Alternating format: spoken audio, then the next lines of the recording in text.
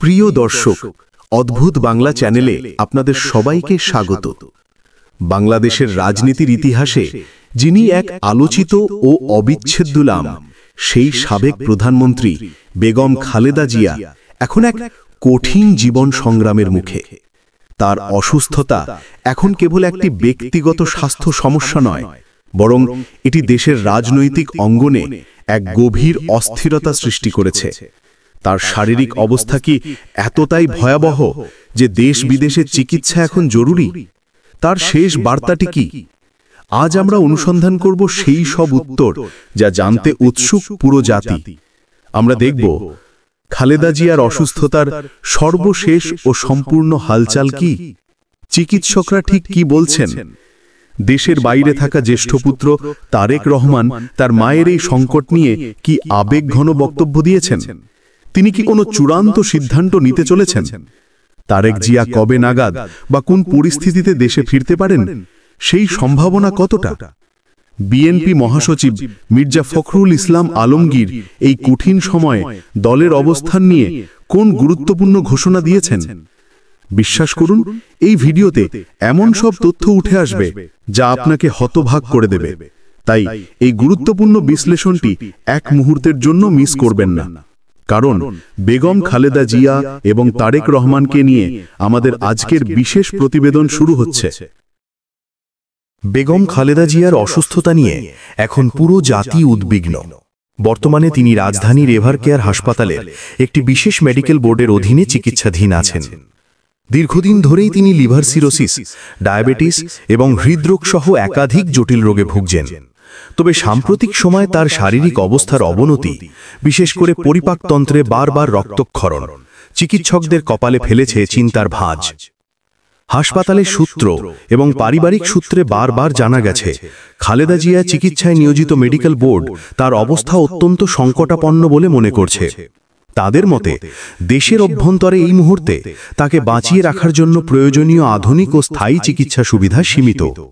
বিশেষ করে যে ধরনের জটিল রক্তক্ষরণ হচ্ছে এবং লিভারের সমস্যা যে পর্যায়ে পৌঁছেছে, তাতে উন্নত চিকিৎসার জন্য তাকে দ্রুত দেশের বাইরে, যেমন জার্মানি, সিঙ্গাপুর বা যুক্তরাষ্ট্রের বিশেষায়িত কেন্দ্রে নেওয়া জরুরি। চিকিৎসকরা স্পষ্ট করেই জানিয়েছেন, এই মুহূর্তে সময় নষ্ট করা মানে জীবনের ঝুঁকি বাড়ানো। মেডিকেল বোর্ডের পক্ষ থেকে একাধিকবার জানানো হয়েছে যে বেগম জিয়া এখন জীবনের এক সন্ধিক্ষণে দাঁড়িয়ে আছেন। তার জন্য যে ট্রান্সপ্ল্যান্ট বা বিশেষ ধরনের চিকিৎসার প্রয়োজন, তা বাংলাদেশে সম্ভব নয়। এই কঠিন পরিস্থিতিতে তার উন্নত চিকিৎসার দাবিতে বারবার সোচ্চার হয়েছে বিএনপি এবং দেশ বিদেশের মানবতাবাদী সংগঠনগুলো। মায়ের এই জীবন মরণ পরিস্থিতিতে যুক্তরাজ্যে অবস্থানরত বিএনপির ভারপ্রাপ্ত চেয়ারম্যান তারেক রহমান বারবার এবং জনসমক্ষে আবেগঘন বার্তা দিয়েছেন। তার প্রতিটি বক্তব্যেই একদিকে ছিল মায়ের জন্য গভীর উদ্বেগ, অন্যদিকে সরকারের প্রতি ছিল ক্ষোভ এবং রাজনৈতিক দৃঢ়তার বহিঃপ্রকাশ। তারেক রহমান তার সাম্প্রতিক এক ভার্চুয়াল সভায় বলেছেন, আমার মা আজ জীবন মৃত্যুর সন্ধিক্ষণে। তার অসুস্থতা এখন আর গোপন কোনো বিষয় নয়, বরং এটি একটি রাজনৈতিক হাতিয়ারে পরিণত হয়েছে। তিনি অভিযোগ করেছেন, রাজনৈতিক প্রতিহিংসার কারণেই সরকার তার মায়ের সুচিকিৎসার অধিকার হরণ করছে। এছাড়াও তিনি দলের নেতাকর্মীদের উদ্দেশ্যে স্পষ্ট বার্তা দিয়েছেন। তিনি বলেছেন, মায়ের প্রতি অবিচার হচ্ছে, কিন্তু এই অবিচার দেখে আমরা ভেঙে পড়ব না। খালেদা জিয়ার অসুস্থতাকে আমরা আন্দোলনের শক্তিতে পরিণত করব। দেশের গণতন্ত্র এবং আইনের শাসন পুনরুদ্ধার করাই হবে তার প্রতি আমাদের যথার্থ সম্মান জানানো। তারেক রহমান বারবার আন্তর্জাতিক সম্প্রদায় এবং মানবাধিকার সংস্থাগুলোর প্রতিও আহ্বান জানিয়েছেন যেন তারা খালেদা জিয়ার সুচিকিৎসার বিষয়ে হস্তক্ষেপ করে। তার বক্তব্য এটাই প্রমাণ করে যে মায়ের অসুস্থতা শুধু ব্যক্তিগত শোক নয়, বরং এটি বিএনপির চলমান আন্দোলনের একটি কেন্দ্রীয় ইস্যু। বেগম খালেদা জিয়ার এই সংকটাপন্ন অবস্থায় বিএনপি মহাসচিব মির্জা ফখরুল ইসলাম আলমগীর দলের মুখপত্র হিসেবে সবচেয়ে বেশি সোচ্চার। তিনি লাগাতার সংবাদ সম্মেলন, সমাবেশ এবং বিভিন্ন অনুষ্ঠানে বক্তব্য দিয়ে যাচ্ছেন। মির্জা ফখরুল বলেছেন, বেগম খালেদা জিয়া বর্তমানে খুবই অসুস্থ, এটা তিনি বারবার জানিয়েছেন এবং তিনি বেগম জিয়ার জন্য সবার কাছে দোয়া চেয়েছেন। মিজানুর রহমান আজহারীর জীবন কাহিনী বা অন্যান্য ভিডিওর মতো এটি নিছক কোনো জীবনী নয়, বরং একটি জাতীয় সংকট।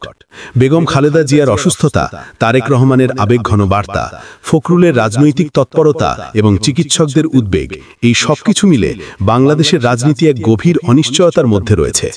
তার শারীরিক অবস্থার সামান্য অবনতিও দেশের রাজনীতিতে বড় ধরনের পরিবর্তন আনতে পারে। প্রিয় দর্শক, এই সম্পূর্ণ আলোচনা শোনার পর আপনার কি মনে হয়? বেগম খালেদা জিয়ার চিকিৎসার জন্য সরকারের এই মুহূর্তে কি করা উচিত? তারেক রহমান কোন পরিস্থিতিতে দেশে ফিরলে তা দেশের জন্য ভালো হবে? অবশ্যই কমেন্ট বক্সে আপনার সুচিন্তিত মতামত আমাদের জানিয়ে যান। আপনার প্রতিটি লাইক এবং কমেন্ট আমাদের জন্য অনুপ্রেরণা। অদ্ভুত বাংলা চ্যানেলের সাথেই থাকুন। দেখা হবে পরের অনুসন্ধানী ভিডিওতে। ধন্যবাদ।